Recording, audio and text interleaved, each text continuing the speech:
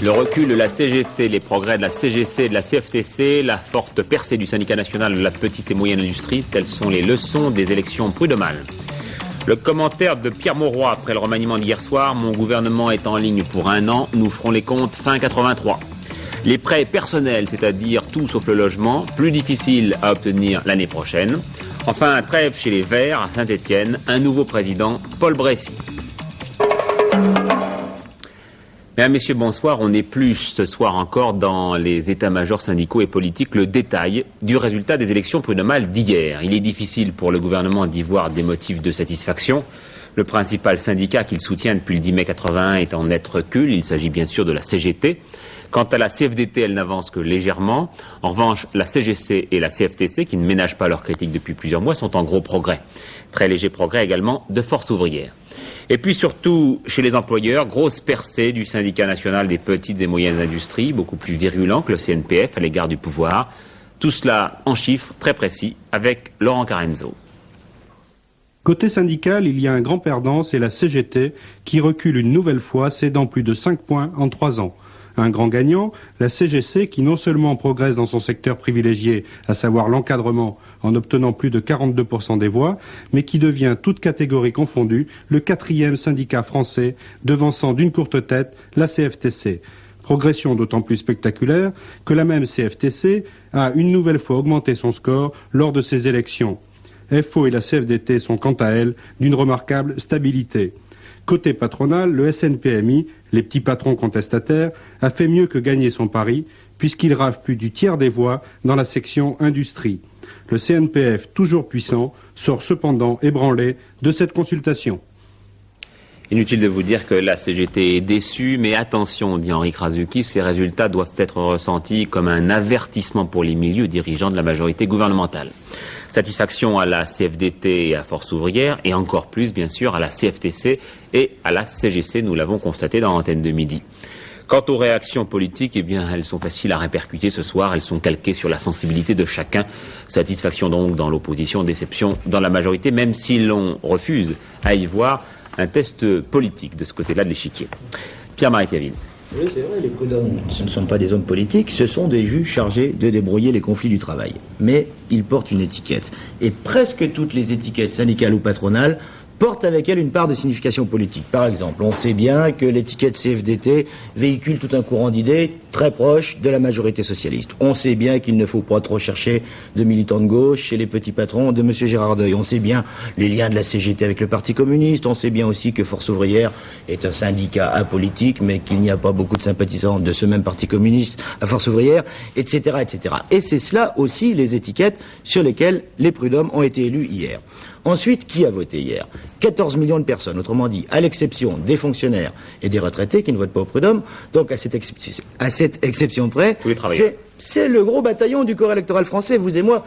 Qui va élire demain un maire, qui va élire un député, qui va élire un président un jour, ce sont les mêmes. Autrement dit, il n'est pas indifférent de savoir s'ils sont contents ou pas. Alors les résultats, vous voyez que côté syndicat, qui a perdu des points, on l'a dit, la CGT, qui en a gagné, non pas la CFDT, ou presque pas, mais surtout les syndicats les plus critiques à l'égard du gouvernement. Un peu la CFTC, un peu Force ouvrière, et surtout les cadres de la CGC, dont justement le discours est de plus en plus dur vis-à-vis du gouvernement.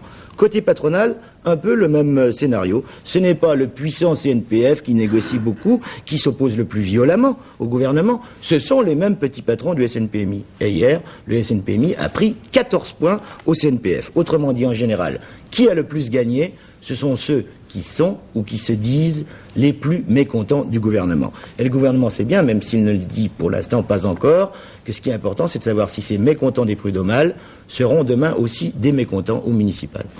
Et puis une question que pose ce scrutin, celle de la représentativité de ce syndicat patronal jusqu'alors très peu vivace, qui en quelques mois a connu un large essor. Nous en parlions, le syndicat national des petites et moyennes industries. Son président, Gérard Deuil, souhaite que sa représentativité soit traduite dans les faits. Laurence Graff. Pour les petits patrons du SNPMI, l'enjeu numéro 1 des prud'homales, c'était d'être présent là où on discute des grands dossiers sociaux avec les syndicats, le gouvernement et le reste du patronat. Mais pour cela, il faut être représentatif. Lorsque les dirigeants du SNPMI avaient été reçus à l'Élysée par M. Bérégovoy, il y a un an, celui-ci les avait assurés de leur représentativité. Mais il manquait une confirmation de leur importance. Maintenant, le SNPMI estime l'avoir.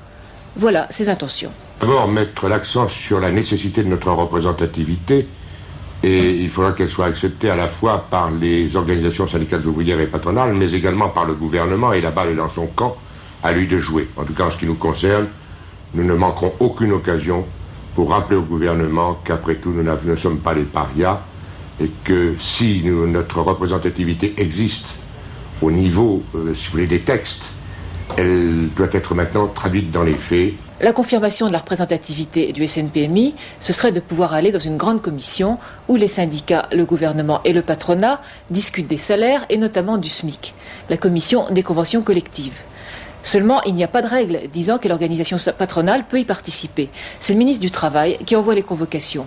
Monsieur Auroux, ce matin, nous a donné une définition de la représentativité, pas du tout automatique, vous allez voir. La représentativité s'apprécie d'une manière quantitative, mais aussi d'une manière qualitative. Et il appartient à ceux qui veulent participer au dialogue social de respecter les règles du jeu, et à commencer par se mettre en conformité avec la légalité. Par conséquent, c'est un point qui sera considéré. Le Code du travail a été rénové pendant l'année 1982. On ne peut pas faire l'impasse sur cette rénovation du Code du travail. Les lois Auroux, qui ne sont pas toujours suffisamment connues, puisque je crois que nous avons un travail d'information à faire en cette matière, et vous aussi du reste, mais vous le faites déjà pas mal, je crois. Ces textes sur les droits des travailleurs ne sont pas les lois d'un ministre, ce sont les lois de la République. Et par conséquent, ceux qui demandent à participer au dialogue social en toutes ses formes doivent être conscients qu'il faut qu'ils respectent la légalité républicaine. Deuxième question, est-ce que le SNPMI va pouvoir participer aux grandes négociations syndicats-patronat sur la retraite à 60 ans ou l'assurance chômage, par exemple? Là-dessus, le CNPF, qui aurait son mot à dire, préfère renvoyer la balle au gouvernement.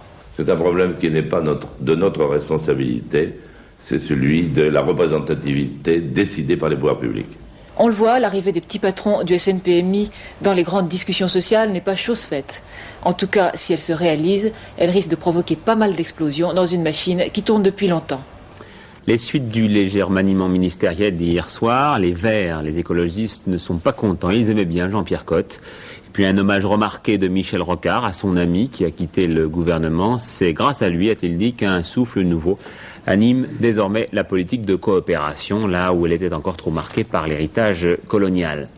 Pas d'écho de ce style en revanche au gouvernement.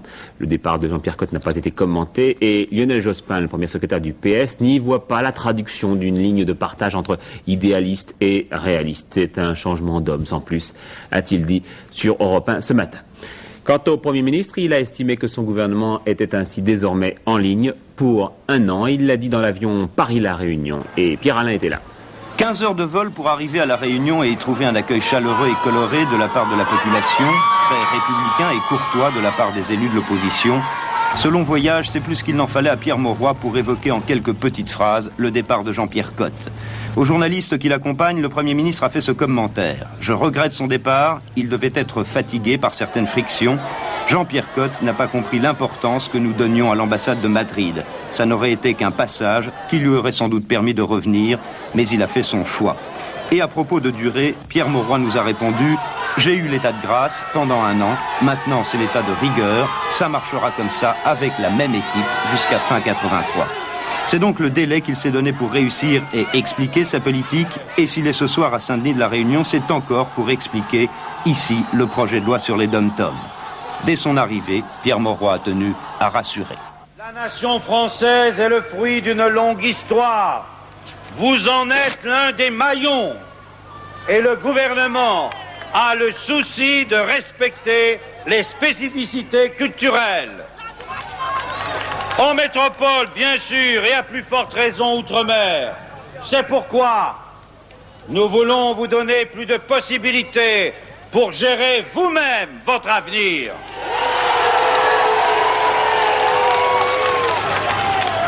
Un avenir que nous construirons bien sûr ensemble et d'un même pas. Ensemble et d'un même pas. Ensemble parce que nous sommes tous des Français. Pour Pierre Mauroy, l'installation d'un conseil régional élu au suffrage universel et à la proportionnelle est un pas marquant vers une nouvelle citoyenneté de nos compatriotes d'outre-mer. Il l'expliquera demain devant les élus de la Réunion, auxquels il a déjà annoncé que l'élection du conseil régional aurait lieu le 20 février. Enfin, dernière suite à donner à l'actualité très chargée d'hier, les mesures nouvelles de sécurité routière diversement appréciées par les usagers. Vous avez entendu l'opinion des transporteurs routiers hier. Écoutons celle des automobilistes et des spécialistes. L'Association française des automobilistes estime par exemple que la pluie n'est qu'un prétexte subjectif qui reste à définir. Enquête Lucie Soboul. À cette allure déjà, les voitures roulent trop près les unes des autres. Un freinage brusque, un peu de pluie, c'est le carambolage. Pour éviter cela, le ministère des Transports vient de limiter à 110 km/h sur autoroute, à 80 km/h sur route, la vitesse maximale en cas de pluie. Pour les spécialistes de la conduite, ce n'est pas suffisant. Ici, sur ces routes de terre, ils apprennent à conduire comme sur route mouillée. C'est pas en limitant, c'est pas en réprimant, c'est pas en informant, même si cela peut rapporter quelquefois, que l'on arrivera à limiter les accidents. On se rend compte, nous, en formant les gens tous les jours, qu'il y a autre chose à faire. Il faut commencer par leur apprendre à conduire. Même si chacun de soi pense conduire mieux que son voisin, il a beaucoup à apprendre. Chacun de nos élèves qui passent chez nous s'en rend compte, et c'est par là qu'il faut commencer. Et sinon, le reste, bon, on pourrait parler d'emplâtre sur une jambe de bois. Alors, comment faire en cas de pluie ? On sait qu'une roue bloquée a moins d'adhérence qu'une roue qui tourne. Si on se jette sur la pédale de frein, on bloque ses roues. Ce qu'il faut, c'est arriver à rester calme et soulager cette pression de façon à faire reprendre l'adhérence aux roues, pouvoir éventuellement tourner le volant et chercher les possibilités d'évitement qu'il peut y avoir. Si on est sur l'autoroute, qu'une voiture pile devant nous, bien souvent, si on est calme, on verra qu'il y a la place à gauche ou à droite. À 90 km/h, il faut 80 mètres pour freiner. Par temps mouillé, il faut 120 mètres. Ralentir en cas de pluie, une mesure qui ne s'attaque pas aux causes réelles des accidents de la route. L'alcool reste le principal responsable des décès de la route. La moitié des accidents corporels est la conséquence de la fatigue. Les intempéries, neige, pluie, brouillard, viennent loin derrière. Alors, 110 km/h par temps de pluie, est-ce vraiment la solution ? Celle-ci, je pense qu'elle a son utilité. Vous avez, dans la mesure où, par temps de pluie, la route est plus dangereuse et où on observe tout de même qu'il y a des gens qui n'en tiennent pas suffisamment compte, eh bien, c'est une mesure qui va sans doute les inciter à rouler plus modérément quand les conditions de la route sont plus mauvaises. C'est tout. Il ne faut pas... je ne dis pas que c'est la panacée, que c'est la seule chose à faire, ni même que c'est la plus importante que nous faisons. Non, mais je crois que c'est utile. Limitation par mauvais temps, nouvelles règles pour les transports en commun. Si cela est insuffisant, le gouvernement semble avoir des mesures plus sévères dans ces dossiers. Ouverture de la réunion des ministres des Finances des 5 grands pays industrialisés cet après-midi près de Francfort. Jacques Delors est là pour parler notamment avec ses collègues de la réforme du système monétaire international. Mais le ministre a aussi dans ses cartons, mais pas pour Francfort, des projets qui vous intéressent beaucoup plus directement. Je veux parler de ces restrictions prévues dans l'obtention des prêts personnels, c'est-à-dire tout ce qui n'est pas le logement. Autrement dit, l'année prochaine, vous ne verrez plus de publicité du style « vous avez envie d'une moto ou d'un téléviseur », eh bien, venez nous voir.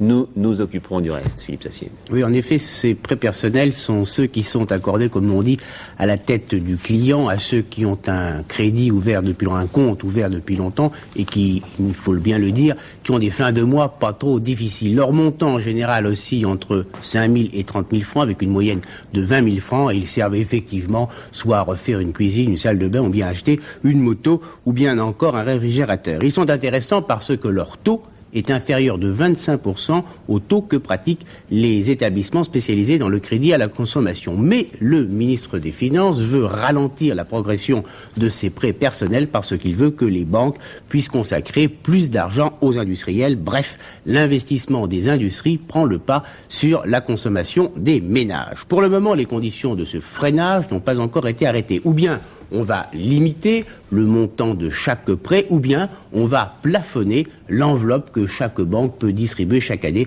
aux gens qui viennent demander des crédits. Alors justement, du côté des entreprises, on va connaître très prochainement les mesures qui allègent les charges financières de certaines entreprises. Oui, c'est peut-être dès lundi, en tout cas la semaine prochaine, que le mécanisme exceptionnel, dit-on, aux finances, destiné à alléger les dettes des entreprises qui ont contracté des prêts à taux fixe, va être mis en place, ou du moins annoncé. Il s'agit de faire en sorte que la baisse de l'inflation ne pénalise pas trop ceux qui ont emprunté de l'argent lorsque les prix augmenteraient très rapidement. D'après ce que l'on sait, ces mesures seront diverses, elles seront à la carte, dit-on, rue de Rivoli, et elles correspondent aux vœux exprimés par le président de la République à la fin du mois de septembre lors de son voyage dans la région Midi-Pyrénées. En tout cas, d'une façon générale, c'est la semaine prochaine que l'on va connaître l'ensemble des mesures pour le crédit et pour les banques et pour 1983. Une grève aujourd'hui dans les caisses d'épargne du réseau Écureuil, un appel de la CGT et de la CFDT, des autonomes. Il s'agissait de protester contre le projet qui suspend les accords sociaux conclus localement. Et puis poursuite également du mouvement des éboueurs parisiens, CGT et CFDT, depuis 5 jours maintenant, les détritus s'amoncellent dans les rues de la capitale. L'actualité à l'étranger, maintenant, a commencé par 3 télégrammes en images du Liban, d'Espagne et des États-Unis. Philippe Rochaud. L'armée israélienne ordonne un couvre-feu à Alais, dans les montagnes du Chouf, au Liban. Les combats entre milices druzes et chrétiennes durent depuis 2 mois et prennent de l'ampleur. Une nouvelle forme de guerre civile se développe sous les yeux de l'armée israélienne, qui se contente pour l'instant d'encercler la région, mais sans intervenir. Premier contact de Felipe González avec l'armée espagnole. Le Premier ministre rend visite à la division Brunette, dont une partie des hommes avait rejoint le colonel Terrero dans sa tentative de putsch. À ses soldats, il a tenu le langage de la fermeté. Le commandant de la division a juré fidélité au roi et au nouveau gouvernement socialiste. Le forcené de Washington, abattu par la police au moment où il prenait la fuite, il menaçait de faire sauter l'obélisque qui fait face à la Maison Blanche, mais sa camionnette ne contenait aucun explosif. L'homme paye ainsi de sa vie son geste, attirer l'attention du monde sur la course aux armements nucléaires. Et puis pour la première fois, un raid des forces sud-africaines à l'intérieur d'un pays indépendant, le Lesotho, raid destiné à poursuivre des militants du mouvement anti-apartheid interdit en Afrique du Sud. Je préfère vous dire que les images que va maintenant vous commenter Philippe Châtenay sont parfois dures à regarder. Les commandos héliportés sud-africains ont attaqué ce matin à l'aube une douzaine de bases et l'installation de l'ANC près de Maseru, la capitale du Lesotho. L'ANC, c'est-à-dire le Congrès national africain, est le principal mouvement sud-africain noir qui prône la lutte armée contre l'apartheid et qui mène depuis plusieurs années des opérations militaires en Afrique du Sud. Selon Pretoria, une trentaine de membres de l'ANC ont été tués au cours de ce raid, ainsi que 7 civils pris dans la fusillade. Les troupes sud-africaines ont eu 4 blessés et ont capturé un nombre important d'armes, d'explosifs et de documents. Les autorités sud-africaines affirment avoir lancé ce raid à la suite de renseignements selon lesquels de nombreux guérilleros de l'ANC se concentraient au Lesotho en prévision d'une campagne d'attentats en Afrique du Sud. C'est la première fois que les troupes de Pretoria interviennent au Lesotho, alors qu'il y a déjà eu des opérations de ce genre contre l'ANC au Mozambique ou contre la SWAPO en Angola. Le raid de ce matin avait été précédé de mises en garde de l'Afrique du Sud aux pays voisins, accusés de servir de tremplin aux opérations de l'ANC. Une bien curieuse saisie de drogue à l'aéroport du Bourget hier, 21 kilos de hashish, après tout c'est relativement banal, mais découvert à bord de l'avion qui sert habituellement au déplacement du chef de l'État togolais. Les 3 personnalités togolaises qui voyageaient à bord de l'avion ont été vite mises hors de cause. La drogue aurait été introduite furtivement par un gendarme de l'aéroport de Lomé. Le prix Paul Morand, au livre d'Henri Paulès, édité chez Julliard, sur le fleuve de sang, vient parfois un beau navire. Il est très épais, vous l'avez vu. Les lecteurs viendront-ils à lui? Eh bien, vous avez peut-être un élément de réponse dans ce rapport qui vient de sortir aujourd'hui, un rapport du ministère de la Culture, lui aussi il n'est pas mince, vous le voyez, sur les pratiques culturelles des Français. Georges Bégou nous dit ce qu'il y a découvert. Les Français sortent davantage aujourd'hui qu'il y a 10 ans. Pour 20% d'entre eux, une fois par semaine. Pour 75% de temps en temps. Mais ce sont les sorties entre amis qui ont pris le pas sur les spectacles. Ceci ne concerne que la moitié des Français. Si un Français sur 2 va au cinéma, 1 sur 10 seulement va au théâtre. Quant aux concerts, ballets et opéras, la fréquentation est bien faible, entre 2 et 8%. Les musées, les expositions connaissent un léger développement. Au moins une visite par an pour 30% de la population. Et la lecture, ce n'est pas notre fort. Un foyer sur 5 ne possède aucun livre. Et 74% des Français n'ont lu qu'un livre ou 2 l'année dernière. Côté presse écrite, 46% déclarent lire un journal quotidien. Pas de progression dans ce domaine. Les disques, les cassettes remportent la palme des possesseurs, 70%. Et qu'écoute-t-on? De la chanson à l'écrasante majorité. La télévision est regardée tous les jours par 66 à 69% des Français. Et en habitude d'écoute, ce sont les informations qui sont le plus suivies. Voilà un rapport que commentera peut-être Jacques Lang, le ministre de la Culture, qui sera ce soir opéré, si je puis dire, par François-Henri de Virieu dans l'heure de vérité, tout de suite après ce journal. De nombreux invités autour du ministre qui parlera de culture, de télévision. Vous l'avez vu, Charles Trenet, Costa Gavras, Yves Navarre, Jean d'Ormesson, César, Annie Girardot et j'en passe. Philippe Arroir, comme d'habitude, vous attend à SVP 1111. N'hésitez pas à lui téléphoner il transmettra, il répercutera les questions au ministre Jacques Lang, donc tout de suite après ce journal à 20h35 avec François-Henri de Virieu. Et puis tous les cinéphiles présents sur ce plateau et sans doute vous-même devant votre téléviseur verseront une larme sur la disparition du dernier survivant du célèbre quatuor de Marius. Monsieur Brun est mort. Monsieur Brun, c'était bien entendu Robert Vattier. Il avait 76 ans. Et revoyez-le ici dans cet extrait au moment de la fin de la partie de cartes. César venait encore de tricher et Panis par foudrage. Monsieur Brun est de dos avec son chapeau. Tu l'as dit, il nous fend le cœur pour lui faire comprendre que je coupe à cœur. Et alors il joue cœur, parbleu. Tiens, tiens, les voilà tes cartes, hypocrite, tricheur. Je ne joue pas avec un grec. Si vous ne pouvez pas t'inquiéter, ça, faut pas m'y prendre par un autre. Si vous maître Panis, et si c'est pas Pompi par Magenta, tu me fends le cœur. Eh ben, par exemple, alors cela, alors, tu me fends le cœur. Il a pas l'air content. Ah non. Cette fois, je crois qu'il est fâché pour de bon. Mais il a tort, monsieur Brun, voilà. Il a eu tort de se fâcher, mais vous avez eu tort de tricher. Écoutez, monsieur Brun, si on ne peut pas tricher entre amis, c'est pas la peine de jouer aux cartes, alors. Ouais, surtout que c'était bien trouvé, ce que tu as dit. Non, mais là, sur le caractère, il a un caractère impossible, non. Hein? Allez, on boit la dernière. Et on fait le tour de la manie aux enchères pour savoir qui paye les consommations. Allez, ça va. Bonsoir, monsieur César. Oh, bonsoir, petite, tu vas déjà te coucher? Oh non. Je vais aller jusqu'à la gare accompagner ma mère. Tu vas accompagner ta mère à la gare? Tu veux voir petit, Fais attention qu'elle ne manque pas le train. Risque pas. Ça va pas? Oh, bonsoir, petit, tu vas faire un tour? Eh oui, je vais faire un petit tour au cinéma. Eh, tu as de l'argent? C'est ce qu'il me faut. Hein? Viens ici, viens ici, viens ici, viens ici. Oh. C'est un peu s'il est bien habillé, hein? Oh, pardon. Il marque bien, hein? Il marque mieux que vous, quand même. Oh. Non, vous fâchez pas, il marque bien, c'est bien. Le papillon, allez, rentre pas trop tard. Minuit, là. On ne va pas plus tard, hein? Minuit. Oh, sois sage. Oui. Marius! Oui. Sois sage! Oui. Oui. Il va faire le tour pour la petite, oui. Voilà, ils sont morts tous les 4. C'était donc le cinéma d'hier, un cinéma qu'on n'est pas prêt d'oublier. Le cinéma de demain, c'est Tron, ce cinéma, ce dessin animé tout à fait révolutionnaire qui vient de sortir des studios de Walt Disney. Vous le verrez à partir du 15 décembre sur tous les écrans. Et vous allez découvrir avec Patrick Esther et France Roche comment on y a intégré l'ordinateur et puis un dessinateur que tous les amateurs de BD connaissent bien, Möbius. Cette image n'est pas la photo d'une maquette, c'est une image entièrement synthétique, entièrement artificielle. Elle a été accouchée sur la pellicule cinématographique par les mémoires d'un ordinateur. À l'origine, un simple dessin, émanation d'une vue de l'esprit, injecté sous forme de plan dans l'ordinateur. C'est celui-ci qui créera ensuite le relief et les ombres. Les acteurs, eux-mêmes, choisis d'après dessin, ont été filmés en noir et blanc avec une caméra 70 mm, dans un décor entièrement noir. Puis, les techniciens de Walt Disney ont isolé des parties de l'image, ajoutant les couleurs et les décors grâce aux techniques de pointe de l'électronique. Il a fallu pour cela le travail de 10 hommes d'ingénieurs en informatique. Cocktail étonnant.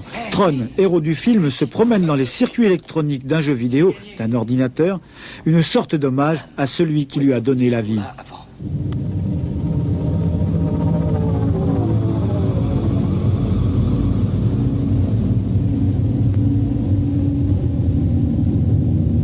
Préparez le transport à la grille des cycles lumière.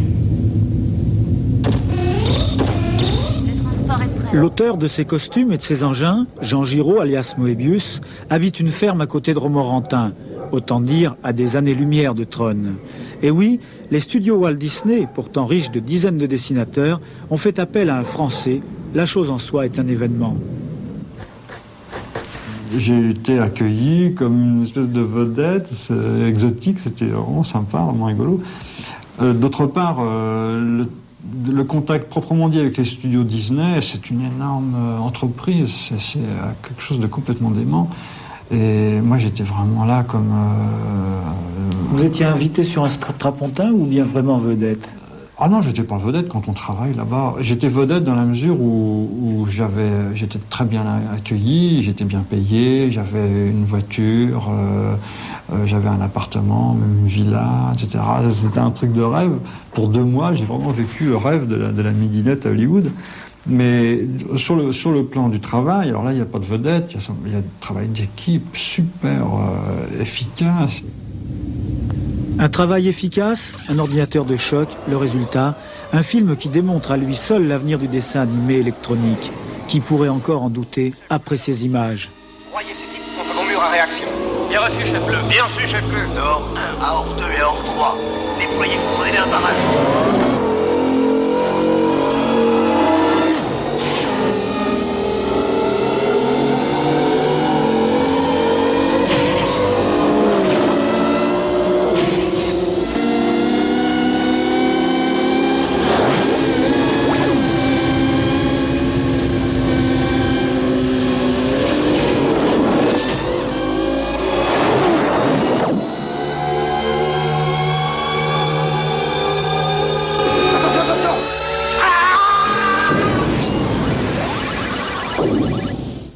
Ça s'appelle Tron.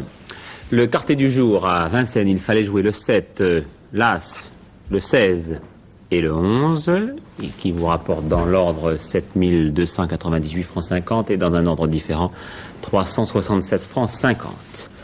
Enfin, un peu de sérénité à Saint-Étienne, la sagesse semble l'avoir emporté au terme d'une réunion au sommet avec le maire et les patrons du football français. Et c'est un président, disons, modéré mais favorable à Roger Rocher qui a été élu. Paul Bressy, Dominique Leglou. 3 heures de discussion dans la maison de verre, comme l'appelait l'ancien président Rocher, pour aboutir à un compromis. Les instances dirigeantes du football français et la municipalité avaient enfin décidé d'intervenir. Il est vrai qu'il n'y avait plus ni président ni comité directeur et que la situation financière du club exigeait la rapidité de l'intervention. Monsieur Sadoul, avant cette réunion, est-ce que vous aviez envisagé la possibilité d'une division à 19 clubs après la trêve? Toutes les solutions ont été envisagées, mais celle-là était la dernière et nous pensions qu'il fallait qu'elle soit envisagée mais qu'elle ne soit pas retenue. Qu'est-ce qui a guidé votre intervention? L'intervention, c'est le drame, c'est le désastre, c'est notre intervention, mais à Saint-Étienne, à la fédération et à nous, j'ai le sentiment profond que le club allait à la faillite et au dépôt de bilan.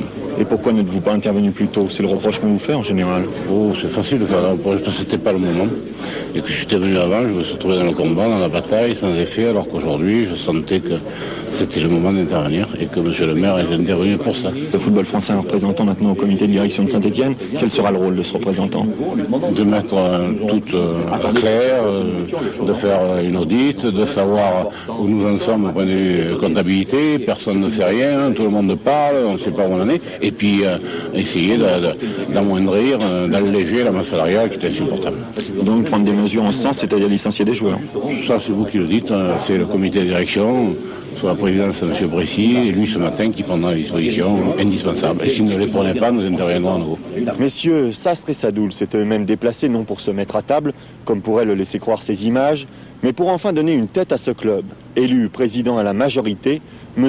Paul Bressy. Alors je pense que M. Rocher est un ami.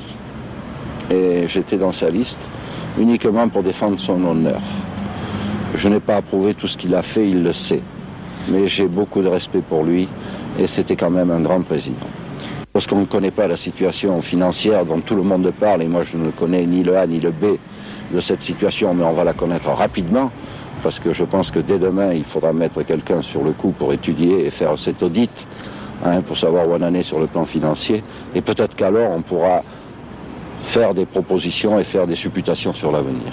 La trêve est conclue, le club est sous surveillance, et la seule chose qui pourrait maintenant arranger les Verts, c'est que le public revienne enfin à Geoffroy Guichard. Je vous signale en fin de programme, juste avant notre dernier journal, vers 23h15, que le service des sports vous a préparé un résumé des matchs de Coupe d'Europe d'hier, et puis tout de suite après le journal d'Hervé Claude. En attendant, avec Philippe Dumez, la météo. Oui, eh bien pendant plusieurs jours, ce sera plutôt un temps médiocre, et ceci est dû à une importante perturbation qui s'étale depuis Terre-Neuve et jusqu'à l'Europe. On va le voir d'ailleurs sur notre photo satellite. Vous voyez ici cette bande grisâtre à gauche de l'écran. Eh bien, elle va nous amener beaucoup de pluie et plutôt beaucoup de vent assez fort. Cette nuit d'ailleurs, et au lever du jour, on annonce une détérioration du temps sur le nord-ouest de la France avec même des avis de tempête assez forts. Donc depuis les côtes du nord ici jusqu'à la Bretagne et même sur les côtes de l'Atlantique, et ces vents vont bien sûr pénétrer assez fortement dans notre pays. À l'avant de cette zone, une fois qu'elle se sera déplacée, en milieu de journée, elle arrivera donc à l'Alsace, aux Pyrénées et aux Alpes, avec des chutes de neige à peu près à des altitudes de 1000 mètres et bien sûr au-dessus. Et puis derrière, ce sera un temps à nouveau variable, avec des averses et encore beaucoup de coups de vent. Les vents vont d'ailleurs s'orienter au nord-ouest, ce qui va rafraîchir un peu toute l'atmosphère. Et le Mistral va s'établir également en soirée. Du côté des températures, eh bien, elles sont plutôt à peu près correctes malgré tout pour la saison. Elles sont encore assez douces, 6, 9 et 10 degrés en moyenne. Vous voyez des températures assez correctes. Demain, c'est la fête des Romariques et le soleil se lève à 8h34 pour se coucher à 16h52. Eh bien, bonne fête à tous les Romariques et à demain 20h. Bonne soirée à tous.